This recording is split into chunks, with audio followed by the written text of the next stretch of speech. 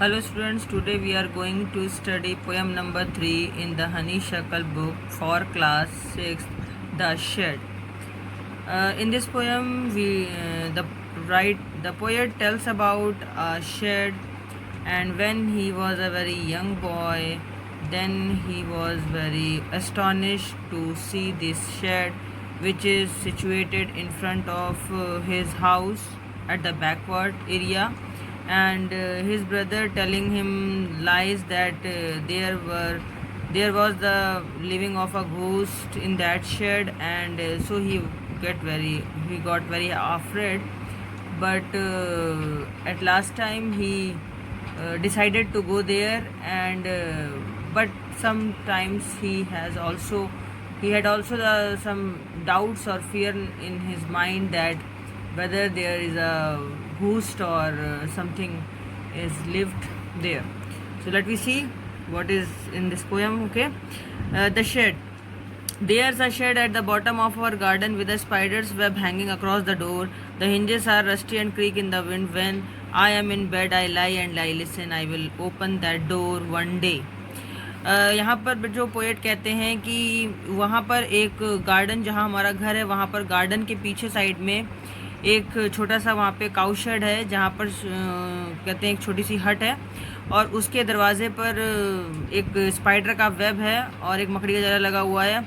उसके जो window panes हैं और उसकी जो दरवाज़ा है वो बिल्कुल रस्टी हो चुका है, उस पर जंग लग गई है. विंड्स जो है और उस पर जब उसको खोलो तो चढ़ की आवाज़ आती है वहाँ से. When I am in bed I lie and listen. जब मैं बेड पे मतलब जब मैं सोने जा रहा था तब मैंने वहाँ पे सुना उसके बारे में कि I will open that door one day, कि मैं उसके बारे में कई सारी कहानियाँ सुनता था अपने भाई से, तो मुझे ये लगता था कि एक दिन ज़रूर मैं उस शेड को ओपन करके देखूँगा कि उसमें आखिर है क्या. फिर आता है बच्चों उसके आगे. There a dusty old window around at the side with 3 crack panes of glass. वहाँ मैंने देखा कि वहाँ पर तीनों साइड में एक डस्टी, एक धूल से भरा हुआ बहुत ही पुराना विंडो है, जहाँ पर साइड में 3 ग्लासेस लगे हैं जिन पे क्रैक पड़ा हुआ है, चिटके हुए ग्लासेस पेन है, मतलब जहाँ पर चिटका हुआ है ये जो उसमें ग्लास लगे होते हैं विंडो में, विंडो के शीशे टूटे हुए हैं. I often think there is someone staring at me each time that I pass. और मुझे अक्सर ऐसा लगता था, मैं ऐसा सोचता था कि कोई उसके विंडो के अंदर से झांक रहा है मुझे, कोई घूर रहा है. जब भी मैं वहाँ से पास आउट होता तो मुझे ऐसा लगता है जैसे कोई उसके अंदर बैठा हुआ है और मुझे घूर रहा है. I will pep through the window one day.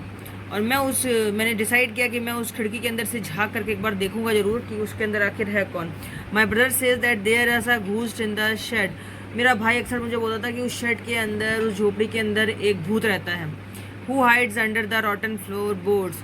जो कि अंदर, जो उसके अंदर वहाँ पे फर्श है, जो उसके अंदर कच्चा सा एरिया है, फर्श है उसकी कच्ची सी, वहाँ पर रहता है छुप करके. And if I ever dare to set foot inside. और अगर मैंने कभी उसके अंदर एक अपना कदम रखने की भी हिम्मत की, he will jump out and chop of my head. तो वो क्या करेगा, वो मेरे ऊपर कूद जाएगा और मेरे सर को मेरे धड़ से अलग कर देगा.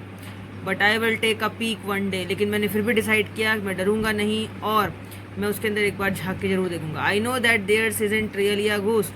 मैं जानता था कि यहाँ पर कोई वाकई कोई घूस नहीं रहता, हकीकत में भूत होते ही नहीं है. My brother tells lies to keep the shed for his den. क्योंकि मैं जानता हूँ कि मेरा भाई अपने छुपने के लिए वो शेड रखना चाहता था बाकी, और इसीलिए वो मुझसे झूठ बोला था. There isn't anyone staring और मेकिंग स्ट्रेंज नॉइजेस. वहाँ पर कोई भी व्यक्ति ऐसा नहीं था जो मुझे वहाँ से घूरता था और जो कि वहाँ से अजीब अजीब सी आवाज़ें निकालता था. And the spider has been gone from his web. और एक दिन उन्होंने जाके देखा कि वहाँ से जो स्पाइडर था वो जा चुका था, उसका जाला हट गया था. Since I don't know when. लेकिन ये कब हुआ ये मुझे नहीं पता लगा. But I will go into that shed one day soon. लेकिन मैं अब जल्दी ही उस शेड के अंदर एक दिन जाऊंगा और ज़रूर देखूंगा. But not just yet. मतलब अभी तो नहीं जाऊंगा, लेकिन कब जाऊंगा मुझे पता नहीं है, लेकिन मैं जाऊंगा ज़रूर. तो बच्चों यहाँ पर इस बात से क्लियर होता है कि लेखक यहाँ पर डर नहीं रहा है, बल्कि उसके माइंड में डाउट है, और डाउट के कारण कि वो संदेह थोड़ा सा कर रहा है कि मेरे को कब समय मिलेगा उसके अंदर जाने का.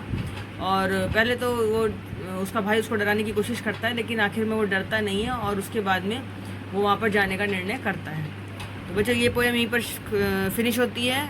Till then goodbye and take care at your home, and please stay your home and take all सब precautions, and please like, share my videos and keep watching और subscribe my channel too. Thank you.